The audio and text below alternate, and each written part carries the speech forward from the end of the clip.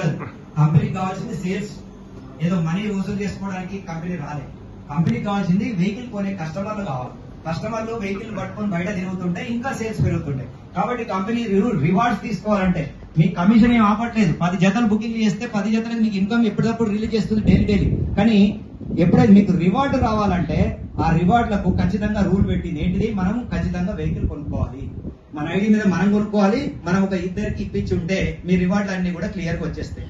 రివార్డులకు ఫ్రీగా ఇప్పిన వాళ్ళకు రివార్డులు ఇవ్వదు. రివార్డుల మీద ఆశ మర్చిపోడు. నేను ఖచ్చితంగా వెహికల్ కొనుక్కుంటా, ఇద్దరికి ఇప్పిస్తా అంటేనే ఖచ్చితంగా రివార్డు ఇస్తుంది. ఇప్పియాలనే వద్దా సార్?